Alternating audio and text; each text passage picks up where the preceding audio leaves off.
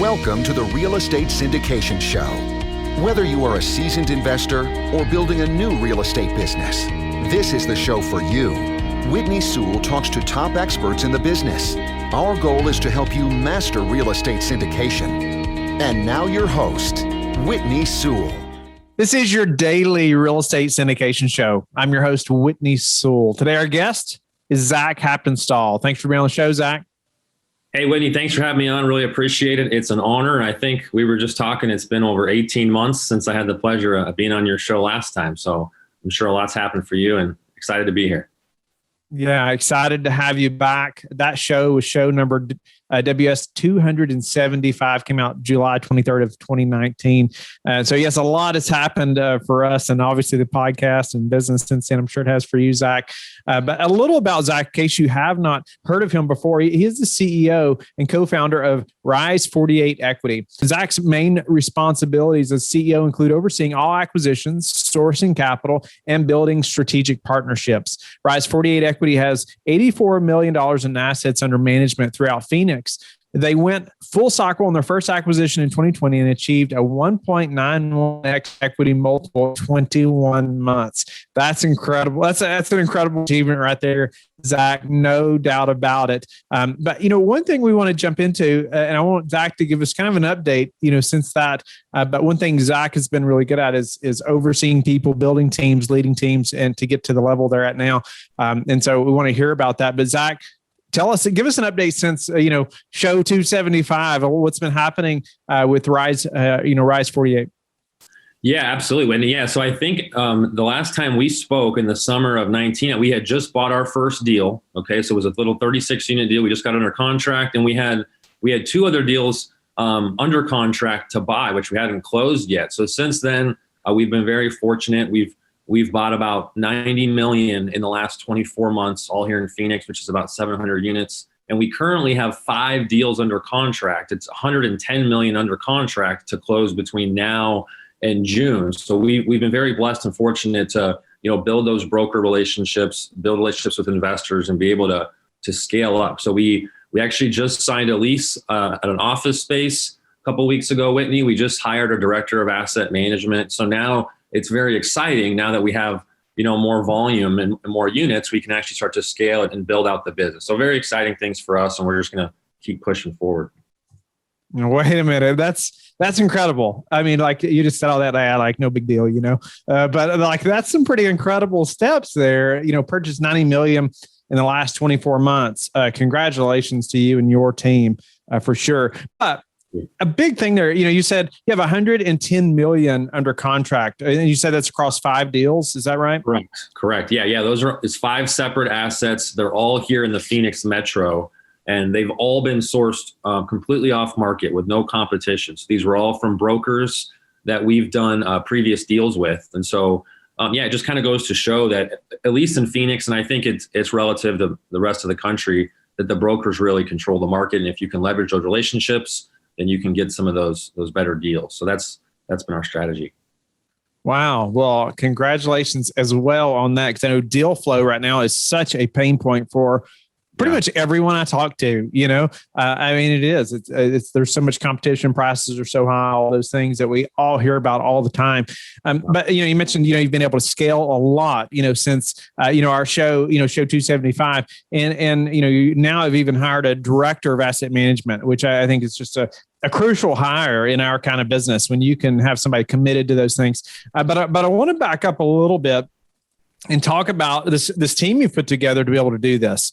I think it's such an accomplishment. And so, tell us about maybe the people you've put together, the team you've put together to be able to lead this kind of growth, from where you were at a year and a half ago to where we're at now. Yeah, no, thanks, Whitney. So, I think a year and a half ago when we spoke, I was quote unquote dating my business partners. I was still kind of feeling it out and meeting different people, and was not committed to one group of people. And so, in 2019, probably went through, 7 or 8 different quote unquote business partners, just trying to see okay, what are your complementary skill set? What is mine? How do we work together? How's our communication, work ethic, et cetera? And so we've been very fortunate to find my two co-founders and partners in our business, Rise48 Equity, which is Bikram Sandhu and Robert Shefchik. The key for us, Whitney, has been trying to find complementary skill sets. Okay, so my strength is really, connecting with people, building relationships, interacting with brokers, creating partnerships, and I can do all the underwriting. But I hate sitting in front of a spreadsheet and crunch the numbers. So I met Bikram, who has an economics degree, is a CPA, and is a lot more intelligent and at a financial analysis than I am. And so we partnered up, and he's really just locked down, the back office, so to speak, of our company, whereas I'm primarily focused on the front office. And then we have Robert, who has a construction background. He's got a master's degree in architecture. And so he's focused primarily on asset management and anything post-acquisition as far as staying on schedule and on budget with our renovations. And so we've really been able to focus on what the three of us do best in the company. And this was by design because we were all seeking other people, and we feel like we're a good fit. So I'm focused on acquisition, sourcing capital. We have Bikram doing underwriting analysis, and we have Robert doing a lot of that post-acquisition stuff, like I mentioned. And the director of asset management we just hired, she has been our regional manager for our property management company for over a year. So she knows our entire portfolio. She personally recruited all of our on-site managers and leasing agents to all these properties. And so we recruited her because we felt like that would be just the best transition. And right now, like I said, we have these 5 deals under contract, Whitney, and most of them are larger than deals we've done in the past. And so in the next 4 months when we close, we're going to literally double our portfolio. We're going to go from like 700 to about 1,400 units. So we wanted to get her in place ahead of time so that we have infrastructure. So when these deals start to close the next few months, it'll be a smooth transition and we can hit the ground running with the renovations. Nice. No, I appreciate you just elaborating on that because I think it's important for the listeners to hear as well. I've seen it.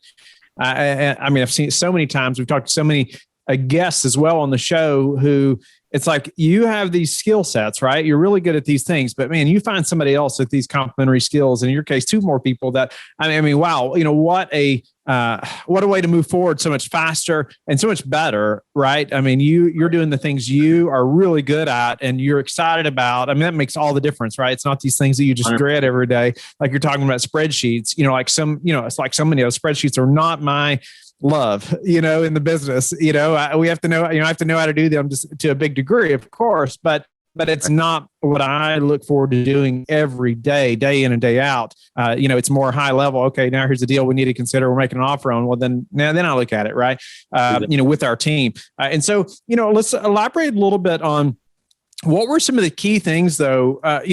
This massive growth that you all have experienced, and even hiring this person to be completely committed, as your director of asset management, those things.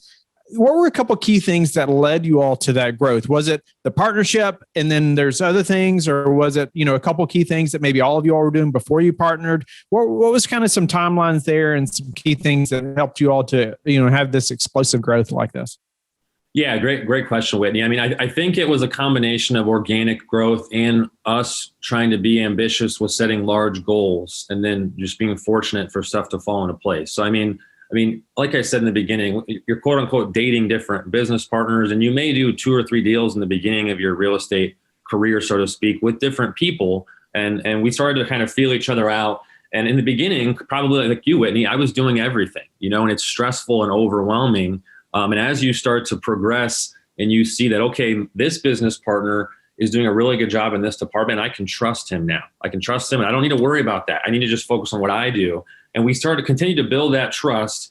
And then through that process, we just started to build out processes and say, okay, you do this, I'll do this. This is what we do. And it starts to become kind of rinse and repeat, and our goal is to scale and be very, very large. But like you said, it's tough with deal flow.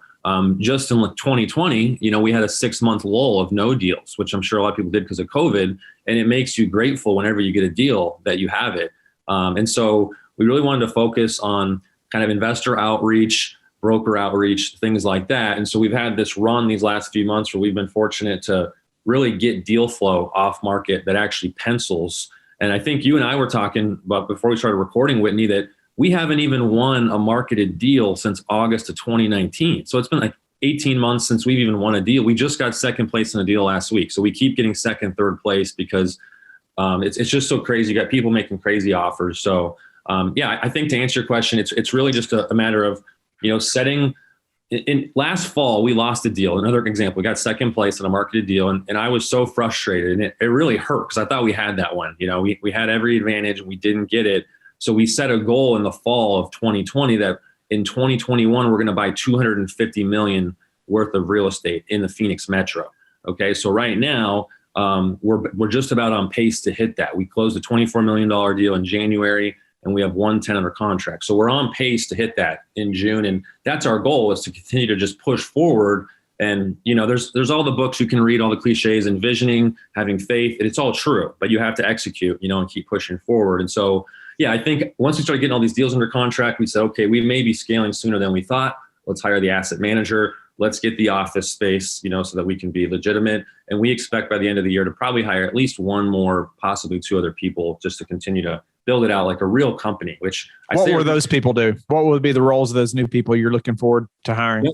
Yeah, good question, Whitney. So one would be a transaction manager is what we want. We're basically, if we have deals in escrow that we're buying or selling, they're going to handle all those docs you have to send to the lender for the legal checklist, lender checklist. And they're also going to be handling a lot of our like draws and things like that. And so we have a couple deals under contract that are going to be bridge loans. So they're going to handle all the draws for renovations, things like that.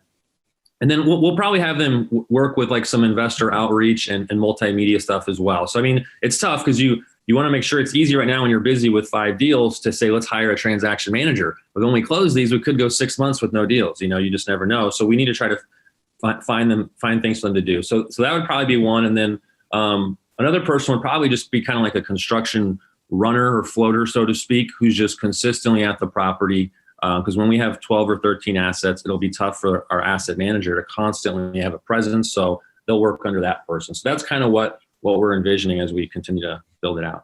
No, I love that. Just thinking through, who are the next hires? You're continually thinking about growth.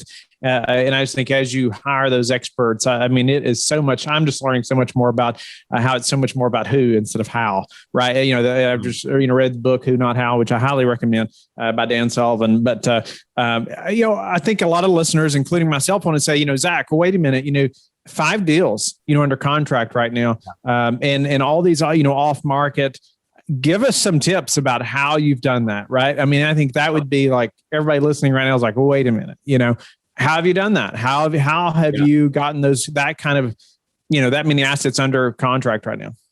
Yeah. It's a good question. And I'll talk to this as a second part of this answer is spacing it out. So if I forget when you remind me, it's kind of about spacing. So we have long escrows and we've strategically been able to space these, but as far as like the broker interaction, so I'm constantly trying to have some interaction with brokers every week.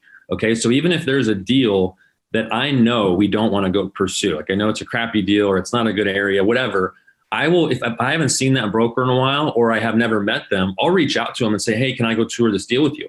And I'll review the offering memorandum. I'll have some high level knowledge of it.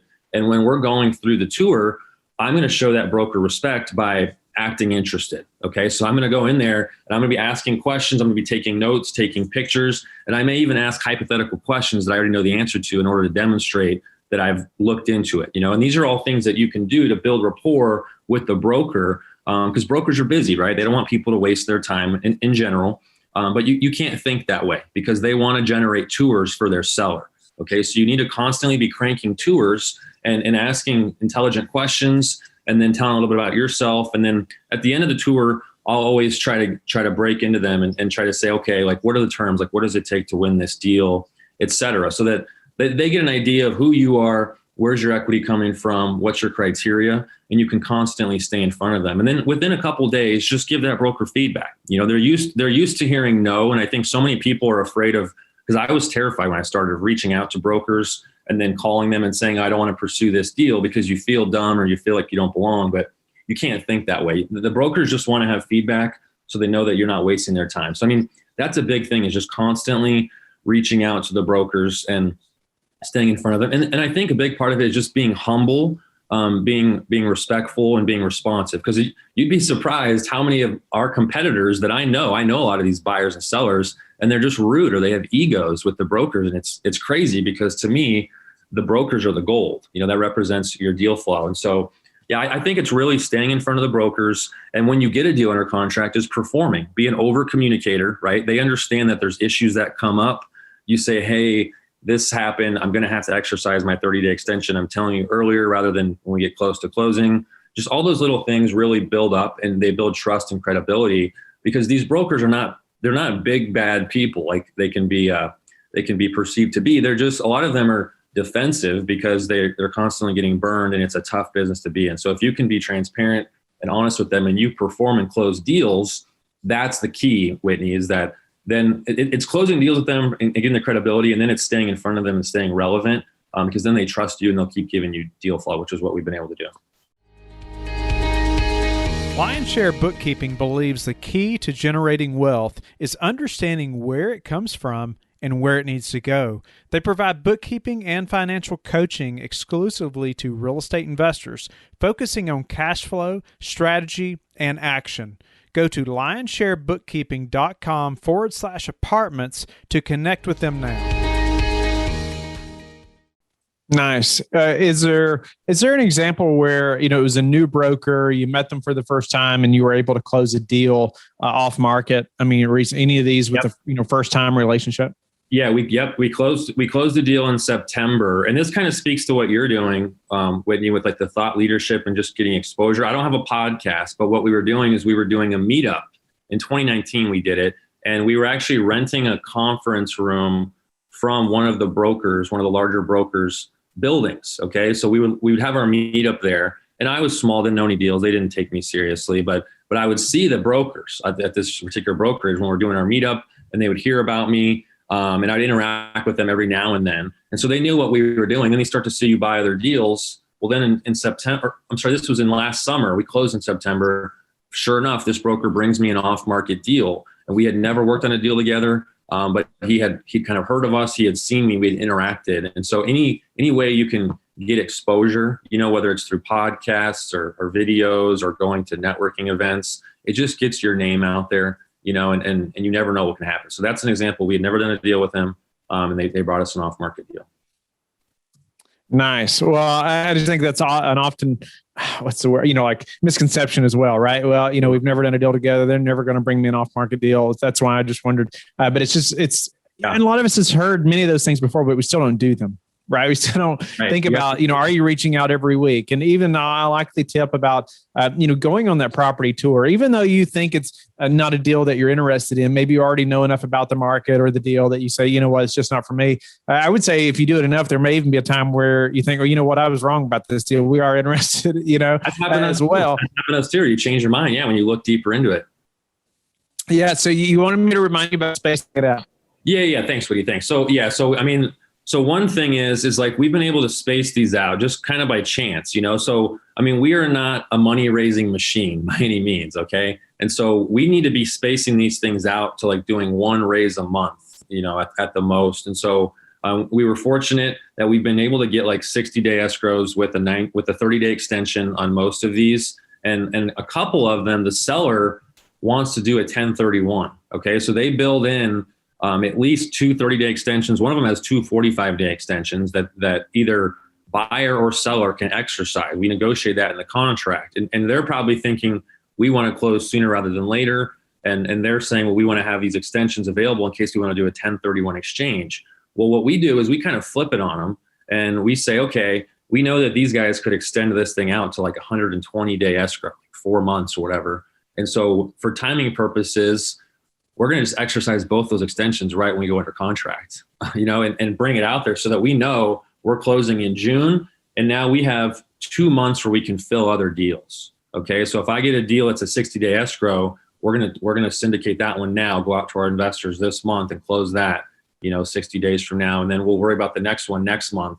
So we've been able to space these things out through extensions and just through chance, where we're just going out to our investors once a month, raise the money, close, and then kind of rinse and repeat and go through it. And so that's helped a lot. And I think part of that too is just communication with the broker and being honest with them and saying, listen, I got these other deals under contract. Is it okay if are they okay with a June closing or, a May closing, and that's helped a lot. And so that's been part of it too. Yeah, I think it's like you talk about just the open, over communicator you mentioned earlier, just open line of communication, even that aspect saying, hey, we love this deal. We can move forward, but are we okay with closing, at this time? And just putting that out there, asking, right? And so, Zach, there's so many things we could talk about there, but it's so much value, just what you've already talked about, just through the deal flow and your all's growth and through your team. After what's happened over the last year, like how are you all preparing for a downturn? What's different now, or is it different about how you all are looking at deals moving forward? Yeah, good question, Whitney. So I'm sure as you do too, we stress test all these deals. So we have very conservative assumptions, and that's why it's so hard for us to win the marketed deals, because we can't compromise our underwriting model. We cannot push it over that, and that's why we can't win those because the prices are going too high. So we had very conservative assumptions pre-COVID, and one thing that we added once COVID hit, and we're still doing it going forward, is we're assuming 0% rent growth in year one. Okay, so previously we were assuming 3%. We're assuming 0%. And I can tell you across our portfolio last year at the time in Phoenix of over 500 units across 4 different cities in the Phoenix metro, from March to December of 2020, Whitney, which is the heart of COVID, started in March really, we saw 7% organic rent growth across our portfolio for doing nothing. And we're assuming 0%. And so that gives you an idea. We're very conservative there. We're assuming 3% annual stabilized rent growth, which is barely above the rate of inflation. We have very conservative economic vacancy assumptions. And so, it's hard. In Phoenix, we not only need a deal that has value add, but we also need loss to lease in place. And for those of the listeners who understand, we basically need a combination of where the deal has rents that are already below market. So if those leases expire, we can immediately increase those rents without doing anything because it's simply the market. And then on top of that, we can do value add to push the rents even more. So in order for a deal to work in an environment like Phoenix, where the prices are surging, the cap rates are compressing, we have to find a combination of those two things. And you may see a 4 cap, which obviously sounds very low, but a 4 cap, Whitney, as you know, it could be artificially deflated because there's so much value add, there's operational issues that you can immediately fix. And within a year, that might be a 6 cap, so those are the kind of deals we're looking at where we have to really dive in deep and we have to stress test them too. No, that is a great point right there. We should do like a whole show just on that thought. But unfortunately we can't at the moment. But what any predictions, Zach, for the next 6 to 12 months in the real estate market? Yeah, good question. We're only focused on Phoenix, so I'm not a credible source for like a national perspective, but I think that you're going to see hyperinflation kick in is my prediction, probably 2022, the next few years, with the Fed pumping trillions of dollars into the economy in the last couple of years. I think if you own assets, you're going to benefit, and you have to be conservative. Obviously, there's a huge surge. People say there might be a bubble. Who knows? I know in Phoenix, the fundamentals are very strong as far as population growth, job growth. That's what's leading to strong rent growth. So we're very bullish on Phoenix for the long run. And by that, I mean at least the next 5 to 10 years. But we think the velocity of the growth will slow starting next year. And we're also concerned about affordability. Like I was just telling my partners the other day, I said, we need to really pound it this year and hammer this window, because by next year, we might not be able to afford anything, and it might not pencil just because the prices are just going crazy. And you have people with lower cost of capital coming in here and buying it up. And so we're really focused on trying to get as much done this year because we think it's a strong window, and then we'll focus on asset management. But there's a lot of things you got to be aware of with the new administration too, Whitney. I know that Biden had discussed possibly increasing capital gains taxes to 39%. So what we've done now, all deals going forward, we're making sure we have very flexible prepay penalties in our debt strategy so that we can refinance if we have to, so that we start to refinance all these deals rather than sell them. So we're not subjecting our investors to like a large capital gains tax. So I think inflation will pick up. I think the velocity of the growth will slow. On a national perspective, I couldn't tell you, it's hard to say, but we're just being aware of tax changes and things like that. Yeah, no, that is very smart. That was definitely some good tips there that you left. that as an operator, you better be looking into, or just be familiar, right? For the benefit of yourself, but even more so all your investor base who are investing with you. Zach, any daily habits that you have that you are disciplined about that have helped you achieve success? Yeah. So it may sound like a cliche because probably a lot of people have read it and talked about it, but the Miracle Morning by Hal Elrod is a big one. So I'm Christian. I'm a believer. I think it's very important on the days where I wake up early and I pray and I journal and I reflect. I just feel better, and I'll try to stretch, to like do some deep stretching that helps me out. I meal prep my breakfast every week, and I meal prep my breakfast for the entire week. And I've been doing that for at least 4 or 5 years now. And like, if I don't have my breakfast and my coffee, then I don't feel right. So I think those are the keys, is waking up early. I work out pretty regularly, just try to stay, mentally and physically healthy so that you can endure stress and pressure and everything that comes with having to raise 30 to 40 million in like 3 to 4 months, everything like that. So. No, that is awesome.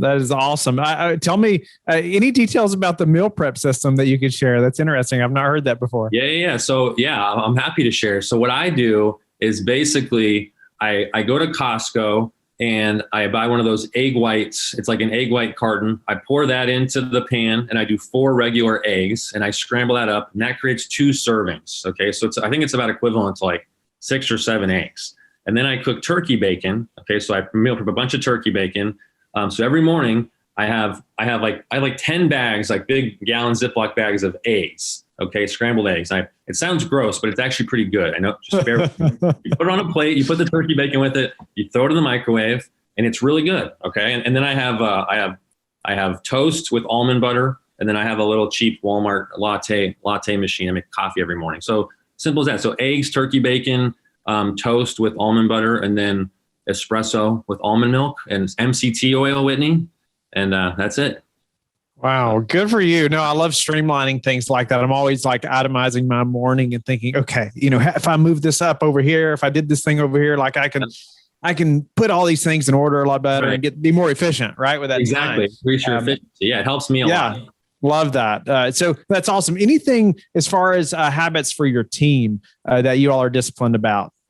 Yeah. So Bikram was living in California, and I had a hospice organization that I was running. I recently resigned from that to focus on real estate full time. But what we were doing is we were having a nightly asset management call. So every night, it was at least 1 to 3 hours, sometimes 4 hours when we had these other deals where we're talking about asset management, how all of our deals are performing, and talking about our future upcoming acquisitions. Well, now I'm full-time real estate. Bikram quit his job. He's moving here in a few weeks to be full-time real estate. So we'll have that daily meeting at our office, like a stand-up meeting in the morning.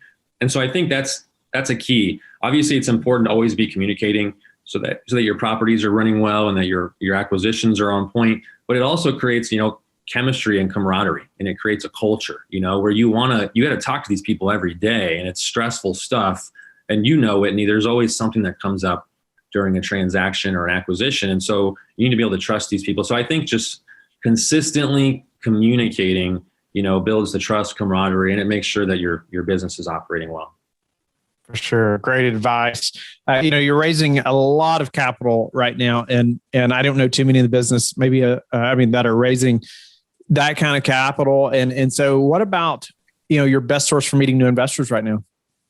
Yeah, good question. So what we've seen, Whitney, is that basically we generate content, meaning like we'll go to one of our properties and we'll do an update. We'll do a video. Okay. We'll do a video update. Like, these are the renovations. We projected to hit this and we're hitting these rents and we achieved it under budget. And we'll do like property updates. And then we'll put those videos on LinkedIn, Facebook, Instagram, with the entire goal of driving people to our Calendly link. Okay. So we're trying to generate as much traffic and drive them towards our phone call link. And obviously, we're very well versed with SEC rules. We have SEC attorneys who advise us on even these social media posts. So you cannot solicit a deal or solicit investors, but you can say, if you'd like to learn more about investments, set up a call. So then you get on a call, you establish a pre-existing relationship with an investor, hear their background, and now you continue to communicate with them. And that's how we've seen we're capturing the most investors. And maybe it's even content where it's statistics, or it's an article, something like that, where you're providing value to anybody who's interested in this. And then maybe they want to get on a call with you. So, I mean, we've seen with COVID, we've seen that as our most successful. 2018, 2019, I was going to a lot of conferences, flying around to Dallas and stuff. But now we're primarily focused on social media content, generate calls. So what's the number one thing that's contributed to your success? Honestly, I would just say faith. I would say faith and just sticking to it, because if you have the faith and in your mind you're not giving up, nobody can take that from you. You may have nothing to show for it, but you're not a failure until you actually quit, right? So you can just keep grinding, and if you believe it and see it, it will happen eventually. Great advice. I could not have said that better myself. Yeah, I got to have faith for it, and you're not a quitter, or you're not a failure until you quit. Yeah. And how do you like to give back? So my wife and I, we like to do like a lot of volunteering at our church.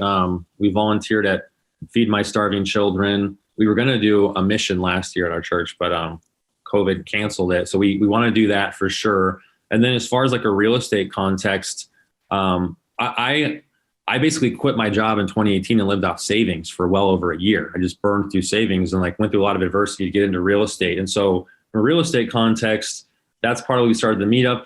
It's just to help anybody who's trying to get into it. Like, I don't have a mentorship program or anything like that. I just help people for free and try to give them advice. So, I mean, people set up calls with me all the time. If they're just trying to get into it, I'll help them. I'll send them all my broker contacts, my attorney, everything, whatever they need. I think I've seen, this kind of relates to our first topic, Whitney, of the conversation, is I think the biggest thing you can do is have an abundance mindset, which maybe sounds cliche or cheesy, but it's true. Like, you can be an elite competitor, but still have an abundance mindset, meaning give your resources or whatever you need to people who are trying to get into it, and it will come back to you, and they'll try to help you, rather than having a scarcity mindset and trying to keep things from people and cut people off because you want to be the best. I've seen that as a very successful thing for us. I think it's been beneficial for us because you just never know when things come back. Nice. So Zach, it's been a pleasure to have you back on the show and us really, talk through the growth that you all have had, the teams, just how you all complement one another, what that's done, how that's allowed you all to scale, even, in hiring now an asset manager and sourcing, so many off-market deals, which so many of us are trying to do right now, right? And building, and how you've built those relationships with brokers. So many great points there. Tell the listeners how they can get in touch with you and learn more about you. Yeah, thanks so much, Whitney. Really appreciate it. You can go to our website, rise48equity.com, or you can email me at Zach, Z-A-C-H, at rise48equity.com. And you can set up a call with us on the website or shoot me an email, and love to chat with you. Thank you for listening to the Real Estate Syndication Show, brought to you by LifeBridge Capital. LifeBridge Capital works with investors nationwide to invest in real estate, while also donating 50% of its profits to assist parents who are committing to adoption. LifeBridge Capital, making a difference, one investor and one child at a time.